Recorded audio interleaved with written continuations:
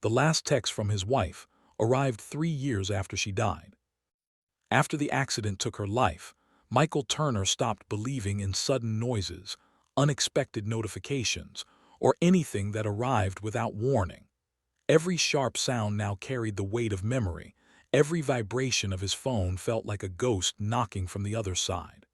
The world had not grown quieter since Lena died, but his trust in normal moments had.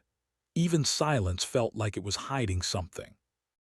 Earlier, their life had been built on small routines that now replayed endlessly in his mind, each memory sharper than reality itself.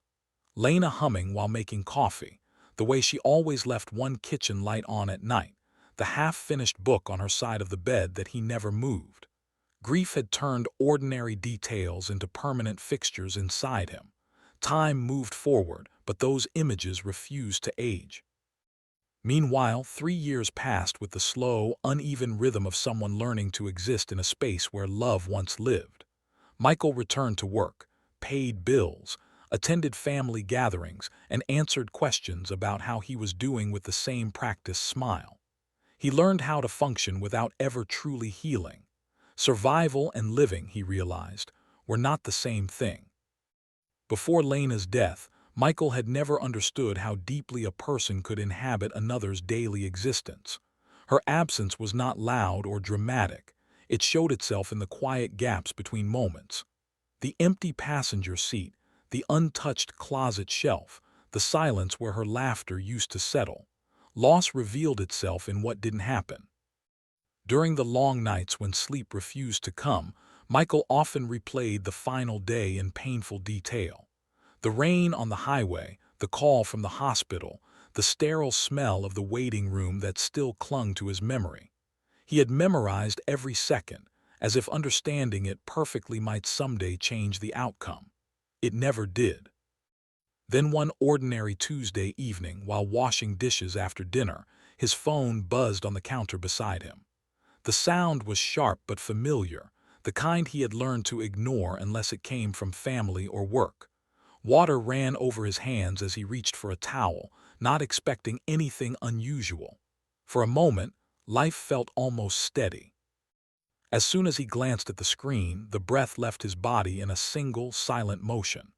The message preview glowed softly under the kitchen light, carrying a name he had not seen appear on his phone in 3 years. Lena. The letters looked normal, ordinary, exactly as they always had.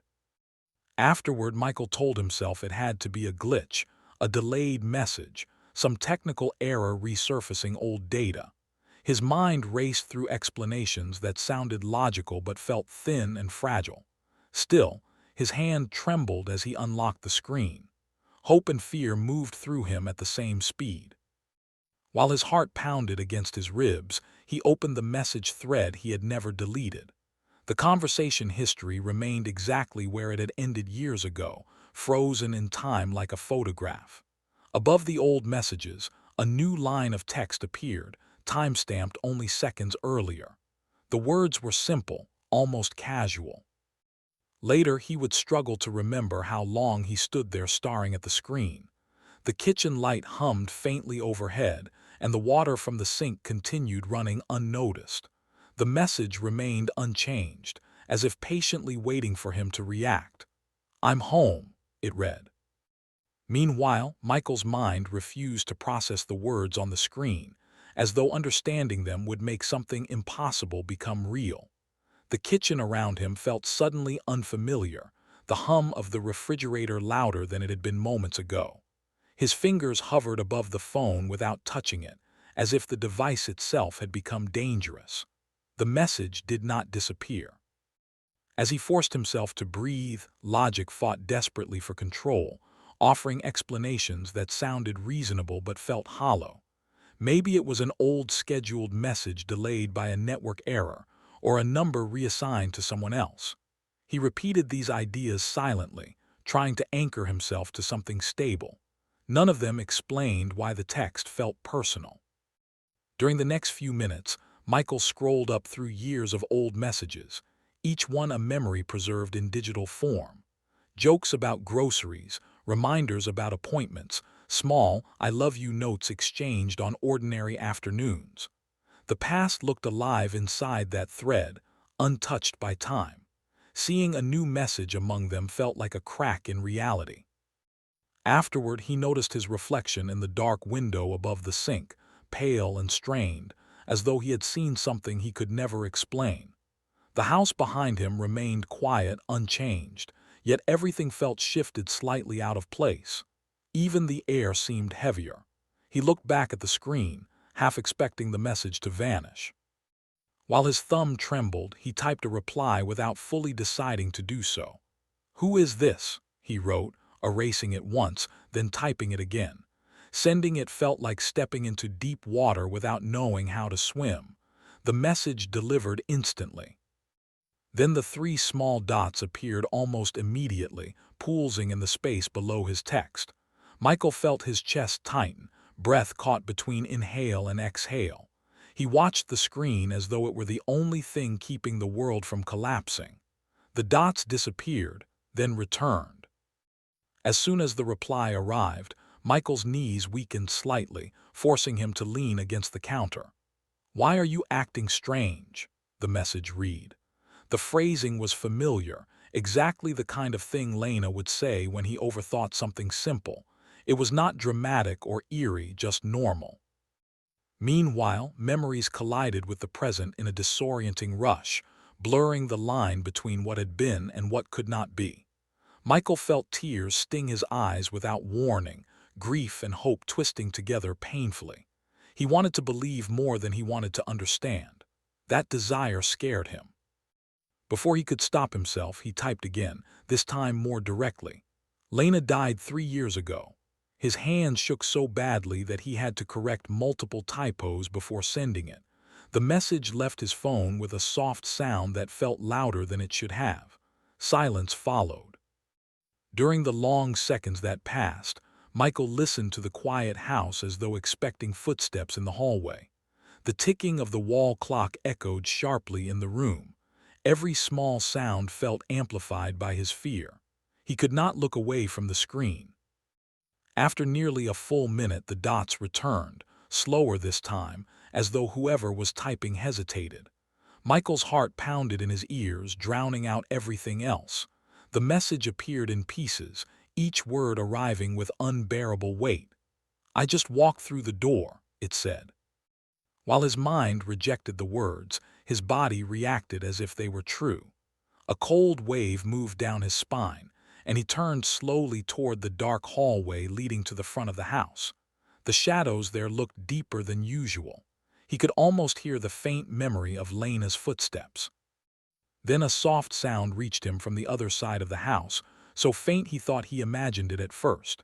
It was the subtle click of the front door closing, a noise he had heard thousands of times before. His breath stopped completely. The phone slipped slightly in his damp hand. As he stood frozen in the kitchen, the hallway remained empty, quiet, waiting. Logic screamed that this was grief playing tricks on him, trauma reshaping perception. Yet the message thread remained open, the last text glowing on the screen. "I'm home." Finally, Michael took one slow step toward the hallway, his heart pounding so hard it hurt. Every instinct told him to run, yet something stronger pulled him forward. Love and fear felt identical in that moment. The house did not feel empty anymore.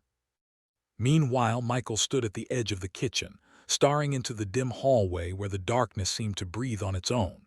His heart pounded so violently it felt detached from his body, like a sound coming from somewhere else. Every instinct told him to stay where he was, yet the message on his phone pulled him forward with invisible force. The house, once painfully empty, now felt occupied by memory made real. As he took another step, the wooden floor creaked beneath his weight, a sound that echoed far louder than usual. He remembered how Lena used to complain about that loose board near the hallway entrance, always saying they should fix it someday. The detail struck him with painful clarity, as though the house itself were recalling her presence. His breath trembled in his chest. During the slow walk toward the living room, Michael noticed small things that did not belong to his current reality. A faint floral scent lingered in the air, one he recognized instantly as Lena's perfume, a fragrance he had not smelled since the hospital returned her belongings in a sealed bag. The smell was subtle but undeniable. It wrapped around him like a memory refusing to stay past. Afterward, he reached the corner of the hallway and saw something that made his knees weaken. On the small table near the entrance sat a set of keys he did not recognize, placed neatly beside the mail. They were not his spare set, nor anything he remembered owning. Yet they looked recently used, as though someone had just walked in and set them down. While his mind tried to force logic back into control, his phone vibrated again in his shaking hand. Another message appeared in the same thread, same name, same calm tone. "Why are you standing there?" it read. Michael felt cold spread through his body, a chill deeper than temperature.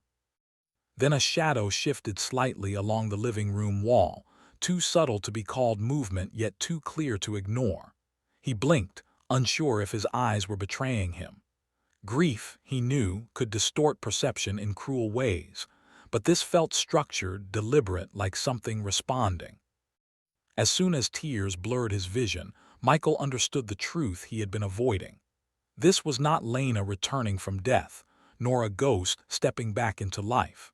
It was his mind, still holding onto her so tightly that reality bent under the pressure. His loneliness had built a bridge where none could exist.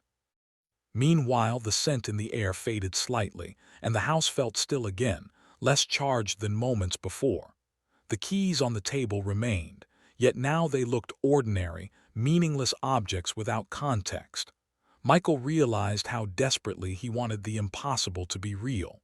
That desire hurt more than fear. Before he could lose himself further, he opened the message thread one last time and typed with steady hands, "I love you, but I have to let you go." The words felt like breaking a bone to heal it correctly. He pressed send and closed his eyes. During the silence that followed, no reply came. The house remained quiet, unchanged, almost gentle. The air no longer carried perfume, and the shadows rested in their proper shapes. Something inside him loosened painfully. After several long breaths, Michael walked back into the kitchen and placed the phone face down on the counter. The message thread had stopped updating, frozen again in stillness. His grief had not vanished, but it no longer controlled the world around him. Reality settled back into place. Finally, he understood that love does not disappear when a person does, but it cannot replace them either. Holding on had kept him trapped between memory and life. Letting go did not mean forgetting. It meant choosing to live alongside the loss. The difference felt small but life-changing.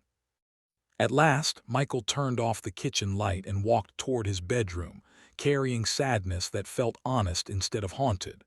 Lena was gone, and no message would ever change that. But the part of him that loved her did not need illusions to survive. For the first time in 3 years, the house felt quiet in a way that allowed sleep.